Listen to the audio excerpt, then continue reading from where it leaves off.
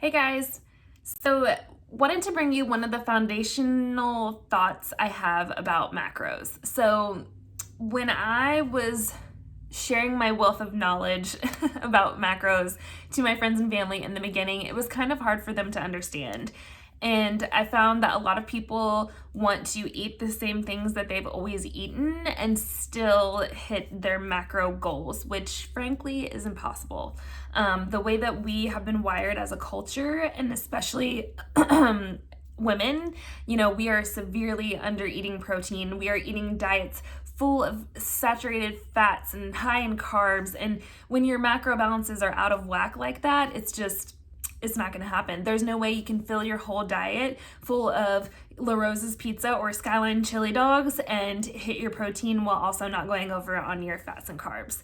So, when I was going through this whole transformation, counting macros the first time, I was also in a financial transformation. My husband and I were really focused on paying off debt. We wanted to get rid of our student loans, our car payments, credit cards, all that stuff. I don't know if you've ever heard of Dave Ramsey, but we followed a Dave Ramsey snowball method when it came to paying off our debts. And one of Dave Ramsey's founding principles for his financial transformation journey, all that stuff, is a budget. He lives and breathes by the budget. And now my husband and I, our family, we live and breathe by our budget. And in the beginning, it can seem kind of suffocating to think about like giving every dollar a name and sending that money where it needs to go. People are like, oh, I don't live by a budget because I feel restricted. And now that we've done it for so many years, living on our financial budget for us feels freeing. If we want to splurge on something, we work it into the budget, and it gives us peace of mind knowing that the things we're buying we can't afford. And I think that applying the same principle to your macros will blow your mind. It will change the way that you view things. So if you're giving every macro, every gram a name, it's so freeing. You're knowing that, say you're looking at your day and you're like, I know that today is my niece's birthday party and they're gonna have pizza. So I'm going to plug in to my macros today that I'm gonna have 2, 3, whatever pieces of pizza for dinner. You're using your macro budget to eat that pizza with your family. You're not gonna bring your own dinner. You're not gonna miss out. That's something that's really important to you. So you're spending your macro budget on those pizzas, and that's totally fine. For the rest of the day, you're left with, whatever amount of grams and protein and carbs, and you're gonna spend your remaining budget adequately. So you're not gonna go over, you're not gonna go under. Everybody wants to spend as much as they can without going over.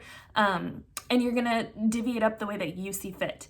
It's the same thing that goes with financial wellness or financial budgeting. So your best friend could spend $50 a month going to Starbucks, and that's what they want to do. But you might spend that $50 on, new shoes, or spending it going out on a date night with your partner, or whatever you want to do.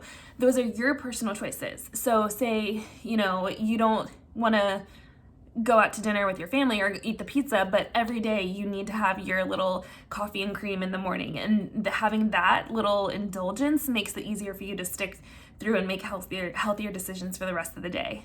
That is your personal budget. You spend it however you want. As long as you're not going over and getting yourself in debt, you will see those transformational changes. You will see that those body composition changes that you're looking for. And the fun thing about macros is that you get to spend it however you want. As long as you're staying within your macro budget, it's yours to do with as you please. And like I said, that could mean having coffee and cream, or that could be going out to a fancy dinner on an anniversary date night, or having, baking cookies with your kids and then doing something like that. Or it could be, maybe you thrive on a little bit more fat in the morning. So you're gonna make sure that you have full fat or whole eggs instead of egg whites. And then maybe later on in the day, you're not as hungry, so you only have a small dinner. There's no certain amount of macronutrients you have to eat per meal. It's per day. And you, like I said, get to choose how you divide that up and how you spend it.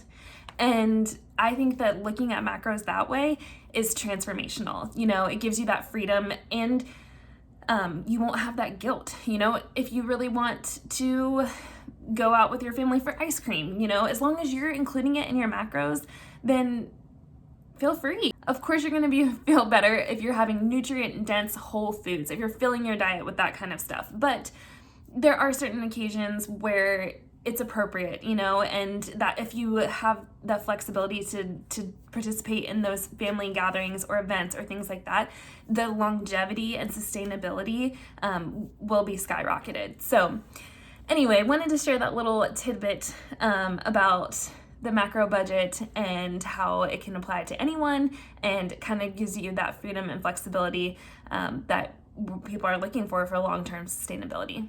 So if you have any questions, comments, anything, feel free to leave them below. I'd love to chat about this. So anyway, crush it this week, guys. If you have any questions, let me know.